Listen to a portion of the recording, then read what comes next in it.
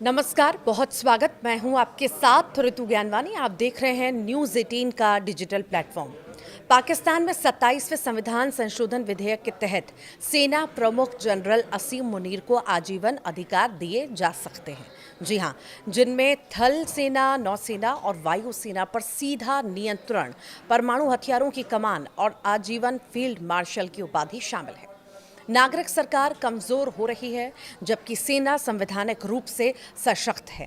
क्या पाकिस्तान एक लोकतंत्र से एक सैन्य राज्य में बदल रहा है? ये बड़ा सवाल है। पाकिस्तान में ऐसा राजनीतिक और सैन्य घटनाक्रम सामने आया है जो सिर्फ संसद तक सीमित नहीं है बल्कि संविधान और लोकतंत्र की नींव को हिला सकता है। पाकिस्तान की संसद में पेश किए गए 27वें संविधान संशोधन बिल के तहत सेना प्रमुख जनरल आसिम मुनीर को अब वो शक्तियां मिल सकती हैं जो अब तक नागरिक सरकार के पास थीं।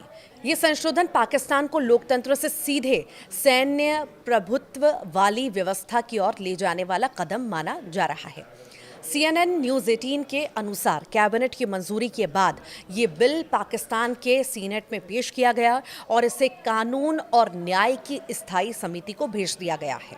कानून मंत्री अजम नज़ीर तरार ने बताया कि बिल के तहत संवैधानिक धारा, उच्च न्यायालयों की नियुक्ति प्रक्रिया, प्रांतीय कैबिनेट की सीमा और सैन्य नेतृत्व की संरचना में बड़े बदलाव किए जाएंगे। ये बदलाव सिर्फ प्रशासनिक नहीं है बल्कि सेना को संविधान के तहत असाधारण अधिकार देने वाले हैं।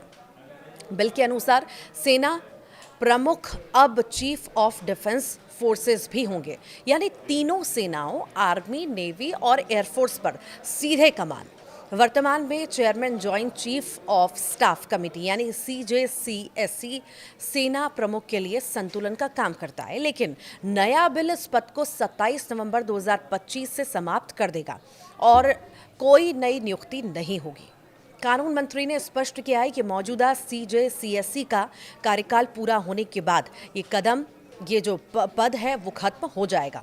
परमाणु हथियारों पर सैन्य नियंत्रण की बात भी कही गई है। संशोधन के अनुसार राष्ट्रीय सामरिक कमान यानी कि नेशनल स्ट्रैटेजिक कमांड का प्रमुख प्रधानमंत्री की बजाय चीफ ऑफ डिफेंस फोर्सेस की सिफारिश पर नियुक्त होगा।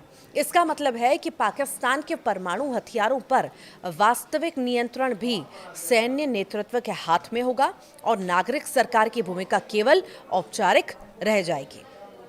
फील्ड मार्शल को जीवन भर का खिताब मिल जाएगा। बिल में एक नया प्रावधान ये भी है कि जनरल आसिम मुनीर को फील्ड मार्शल का खिताब दिया जा सकता है। ये पद जीवन भर रहेगा। अधिकारी वर्दी पहन सकते हैं और विशेषाधिकार का आनंद भी ले सकते हैं। कानून मंत्री ने कहा है कि ये रैंक नहीं बल्कि राष्ट्रीय नायकों को दिया जाने वाला सम्मान है और इसे हटाने का अधिकार सिर्फ संसद के पास होगा। संविधान की धारा 47 और 248 जो राष्ट्रपति को कानूनी सुरक्षा देती है, फील्ड मार्शल और अन्य सिंबॉलिक सैन्य पदों पर भी लागू होगी।